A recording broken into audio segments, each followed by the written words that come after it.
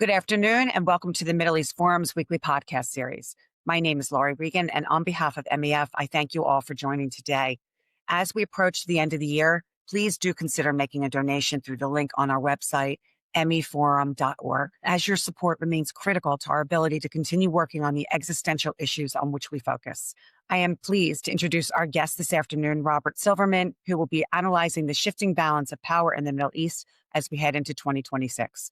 Robert is a former U.S. diplomat with 27 years of experience, primarily working in and on the Middle East. He served as political counselor in Israel, economic counselor in Saudi Arabia, deputy chief of mission in Sweden, and governance coordinator in Salah al-Din province of Iraq, among 9 overseas assignments. He currently teaches at Shalem College in Jerusalem and edits the Jerusalem Strategic Tribune, a foreign affairs journal. Robert will speak for about 15 minutes, followed by a 15-minute Q&A session. So if you'd like to ask a question, please feel free to use the Q&A or chat function at the bottom of your screens to enter your submission.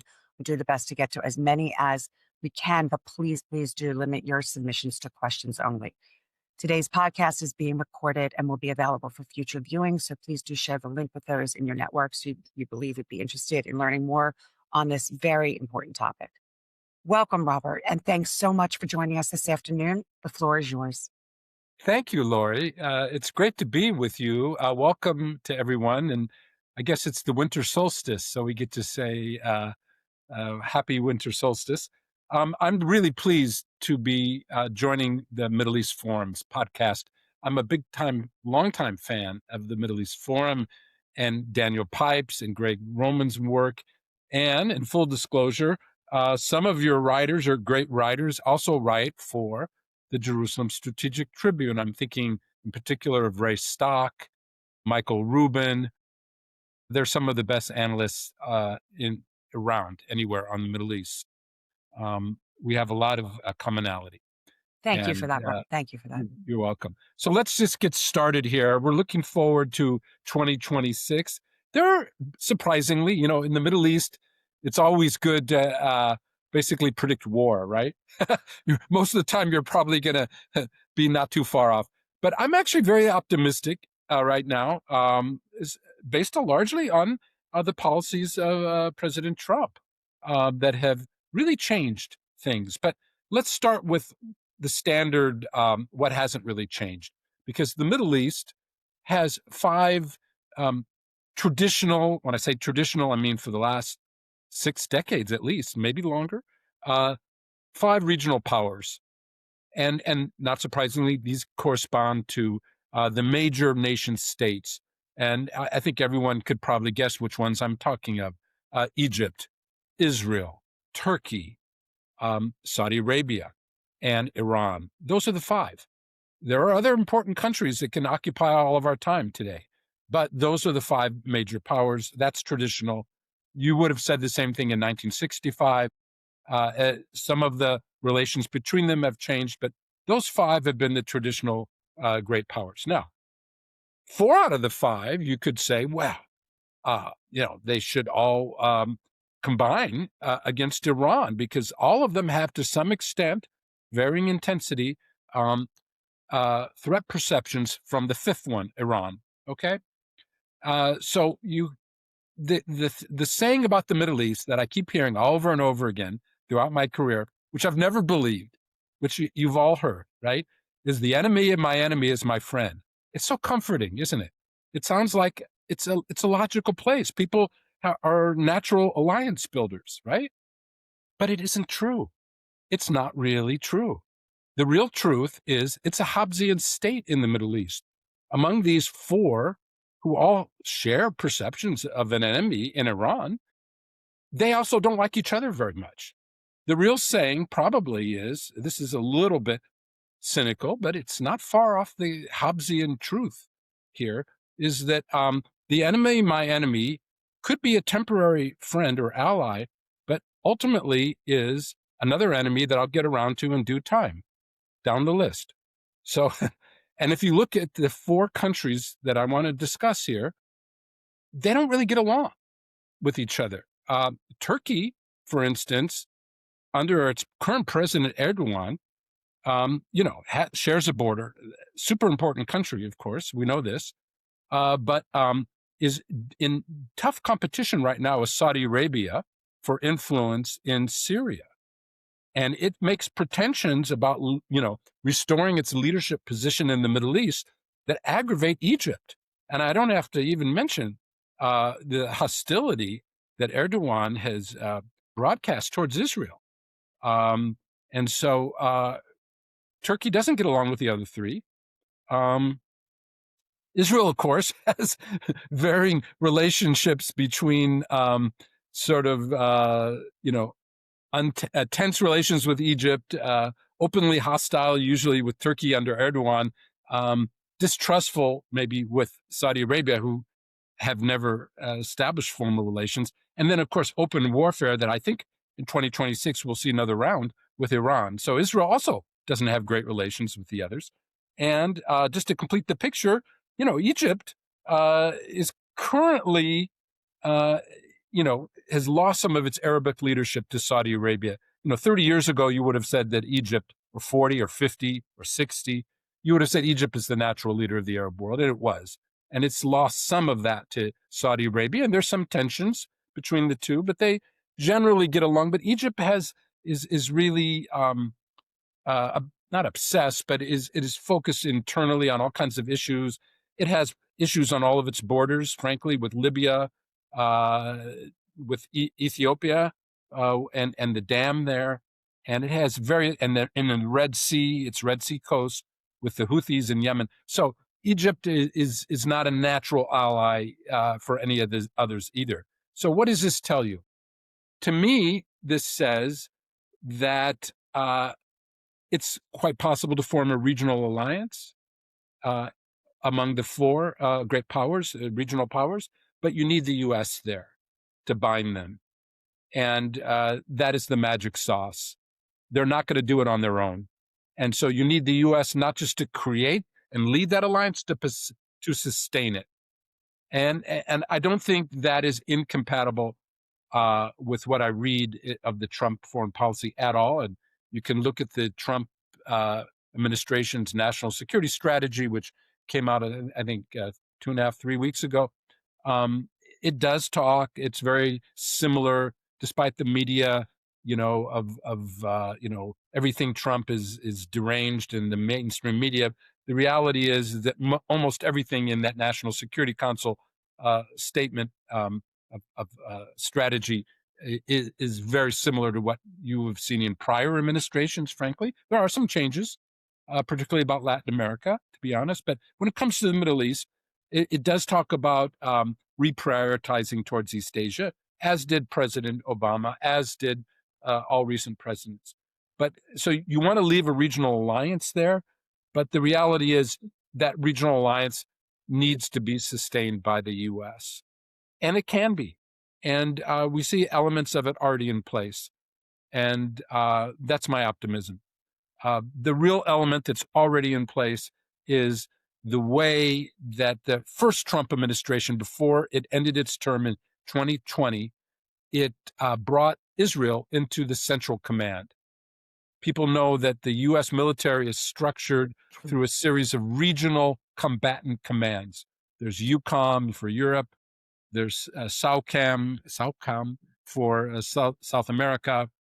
There's PACCOM for the Asia Pacific, Indo-Pacific, and for the Middle East, and there's AFRICOM, but there is and NORCOM for North America. But for the Middle East, it's called Central Command. You all know this.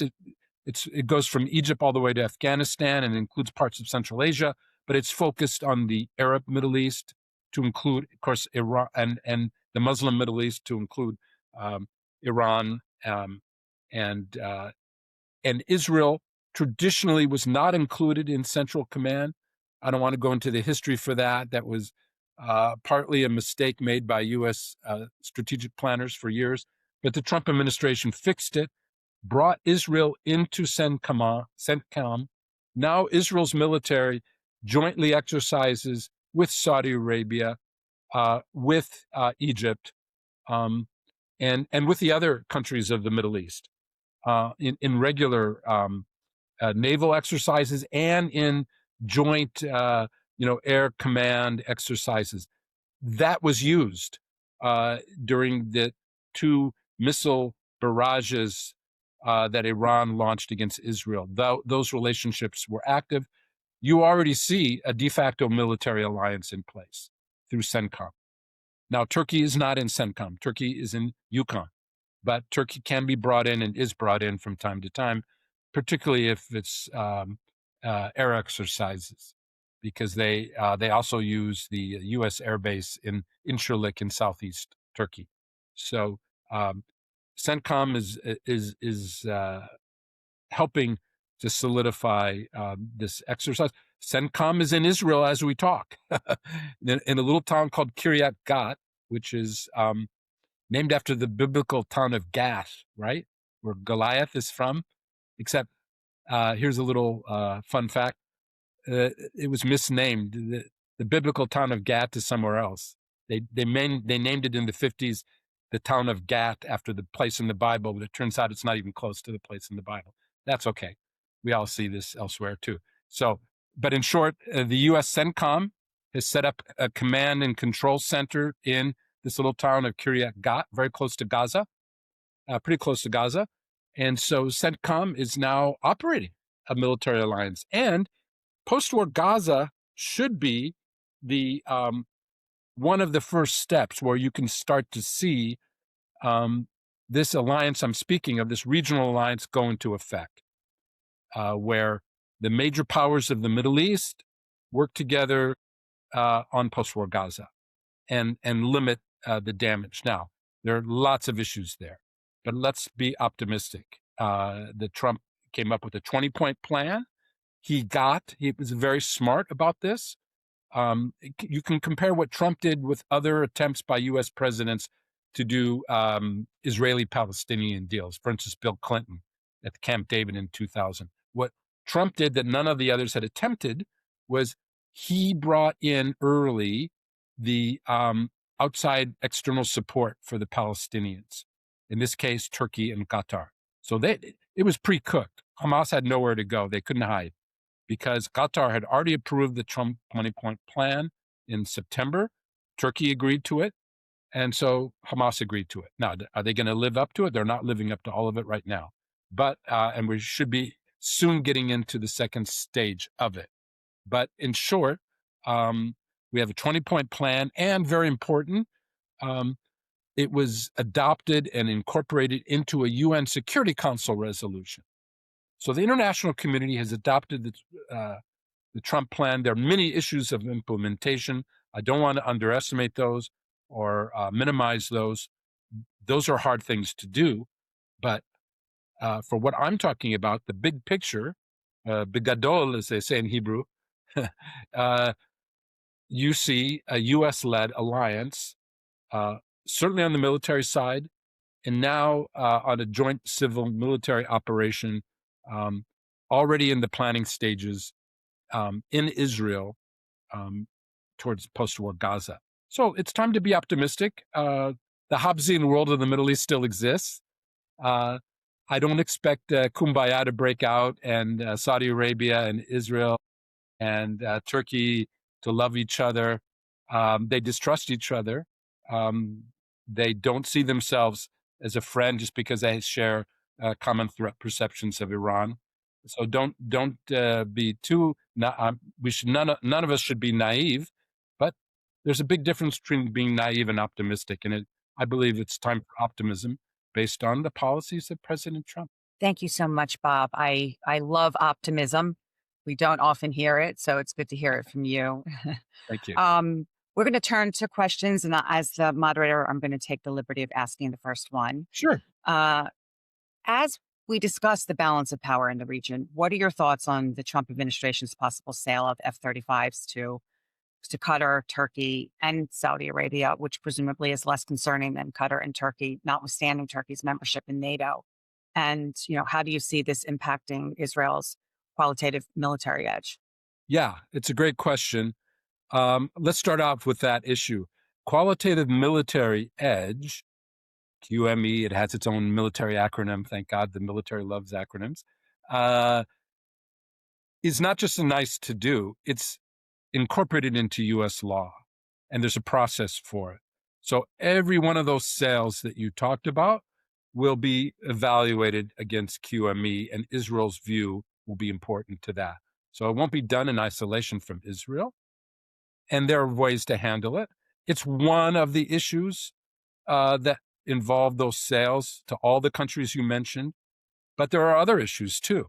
There are other hurdles, and maybe even more important, because let's remember the UAE, United Arab Emirates, joined the Abraham Accords, right, in September 2020. One of the benefits of doing that to the UAE is they also were interested in F-35s. Now, the UAE has a formal agreement and a war and peace with Israel. So the version of the F-35 that the UAE was proposing to get was not a problem for QME, but there was another issue. And what was that? The potential for technology theft by China. That is what stopped the UAE purchase of F-35s to date. And the UAE eventually got tired and went in a different direction for its aircraft. So the problem is you have to protect U.S. technology. In the UAE, the problem was their whole cell phone system is run by Huawei. The Chinese have penetrated all of the cell networks in the UAE, and there were other issues too. And so the protection of U.S. technology is separate from QME, but is a separate concern. So it'll take so many years to work out whether it's Saudi Arabia we're a long way from it. For Turkey, there's a third issue.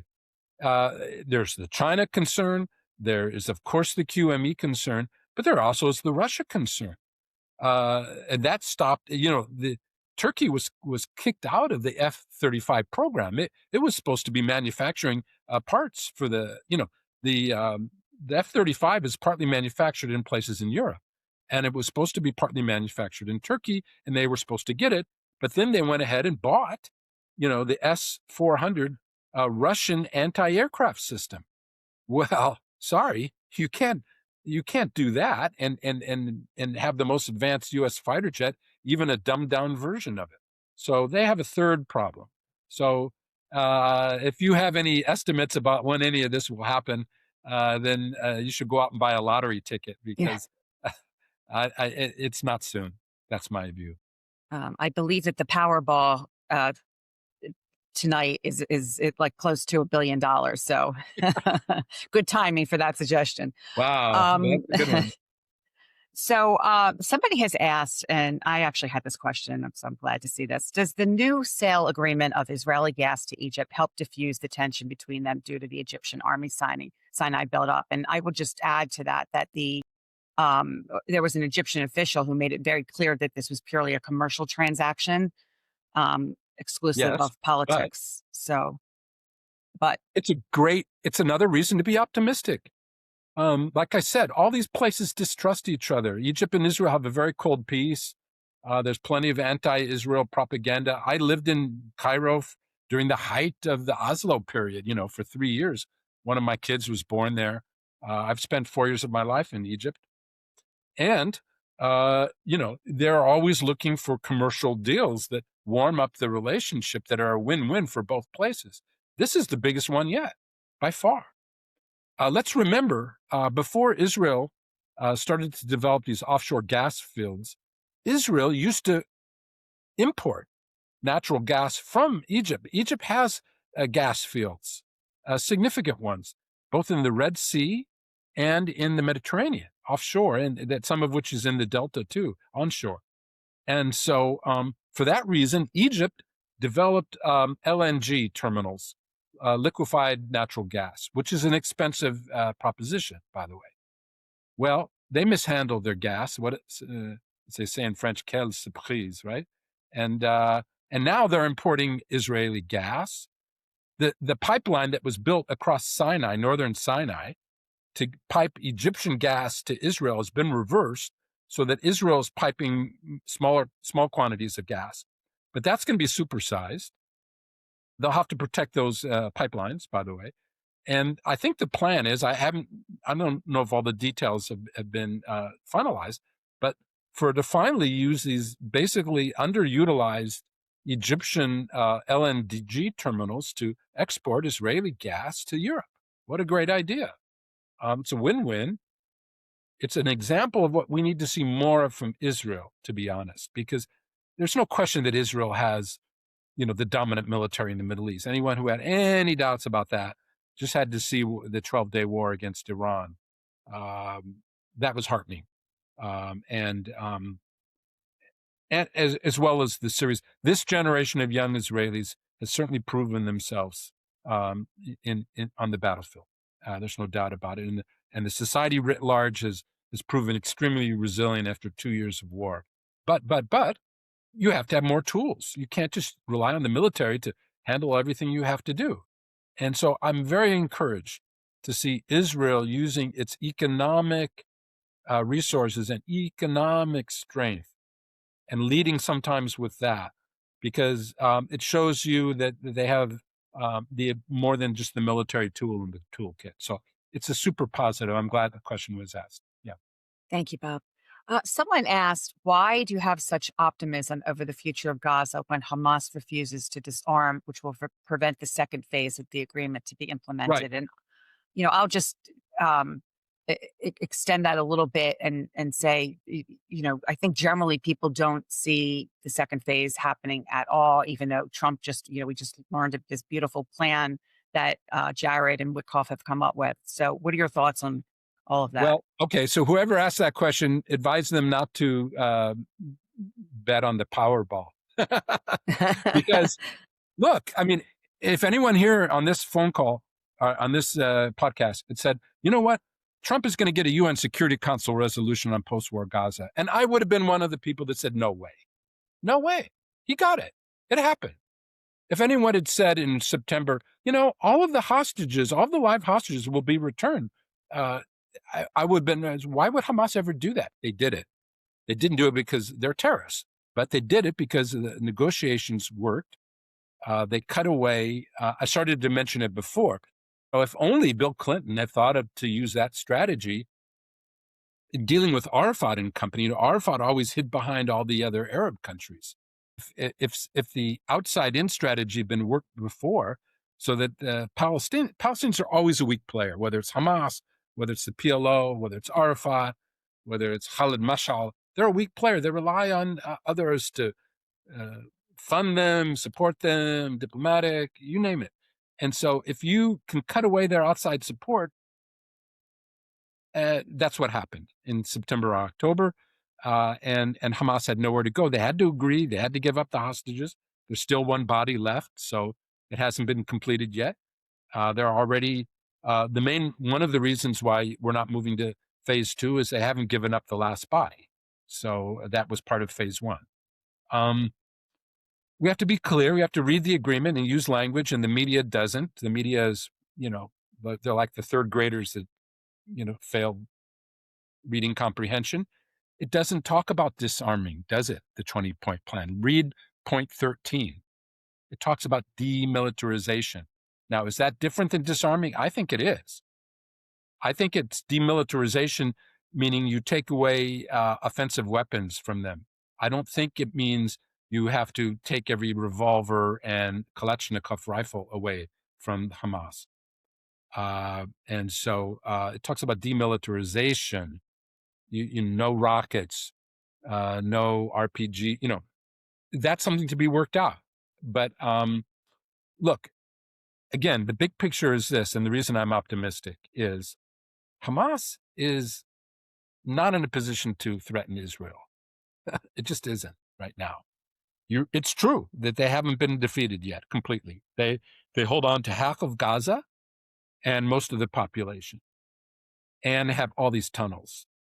And Israel has some work probably ahead on all of that to do. And I think that will happen in 2026, frankly. But it's not the urgent problem that it was.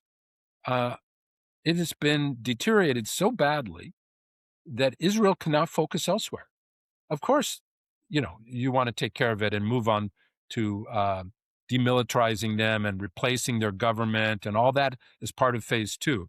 But if you're Israel and you still face other enemies, maybe the more immediate threat is Hezbollah in Lebanon, which is rearming, right? Or Iran, which is rearming. Those are the more immediate threats. Hamas is surrounded. It's not going anywhere. They're in the tunnels. Those are hard to get to. Israel, by the way, has some very innovative new tactics to send weapons carriers, unmanned weapon carriers into the tunnels to blow up bad guys. And there's no more live hostages to worry about there. So they're going to take care of Hamas. I have no doubt about that. But look, Israel controls all of the entry and exits into the Hamas portion of Gaza. It's not like before that the Egyptians had the Rafah border point. Egypt controls Rafah right now. Israel does, sorry. So Israel controls all the borders. They're still able to smuggle weapons in a little bit through drones, but that's really limited. There's not much they can do. And so they're not the threat. And they will be taken care of, whether it's another Israeli incursion to wipe them out. And by the way, they're still picking off some of the worst actors there. So, but the immediate threat, I think, is not there at the moment. And let the prime minister work with President Trump on the actual implementation.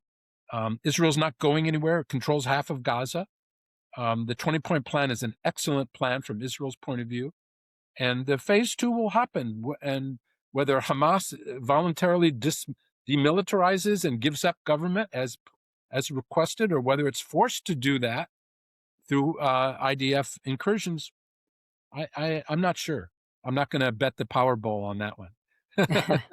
But I will say that I would bet the Powerball that you're going to see some new in the first half of 2026, some new kinetic activity in both Lebanon and Iran, because they are rearming. Yeah, and I'm glad you brought that up because I would have wanted to see a question on that. And we're starting to get a lot of questions and don't have a ton of time. I want to Sorry. somebody Yeah. somebody no, this is wonderful. I wish we had more time. Somebody asked if is there a danger that a new US president could undo Trump's Israel policy? Do you have concerns over that? Yes, I've seen that movie. I don't know. I'll briefly mention it. This happens regularly. And by the way, it's not just Israel. Why do you think Saudi Arabia is not going to be happy with some executive promise about a security guarantee? They want a treaty. That's because any president can just undo something. So President Obama certainly did that. The Israelis unilaterally disengaged from Gaza in 2005, and they got from the Americans a very strong letter from President George W. Bush promising certain things. For instance, that the settlement blocks in the West Bank would be recognized in a future deal as Israeli territory.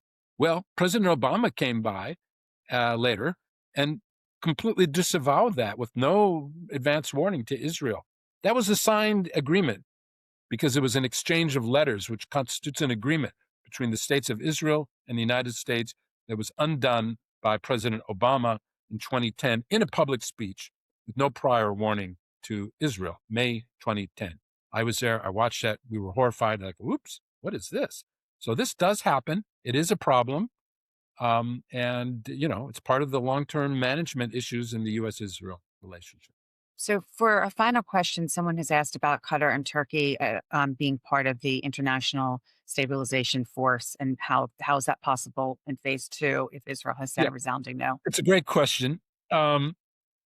Israel's very clear that they're not going to be providing troops to it. And, Israel has to be consulted.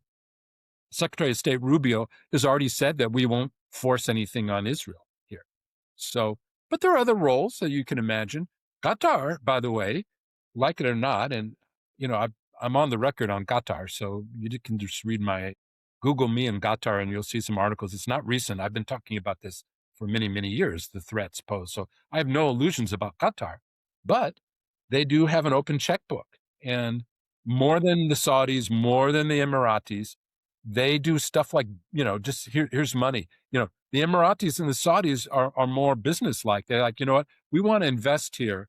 So we're prepared to provide loans and do stuff on the right conditions and blah, blah, blah, conditional arrangement. The Qataris are often just like, hey, how much do you need or something? And of course, Israel's taken advantage of that in the past, which was disastrous, frankly, for Israel. But these billions of Qatari dollars that went straight to the Hamas government was facilitated through Israel 2016 all the way up through 2022, 23. So they have a role to play by financing things.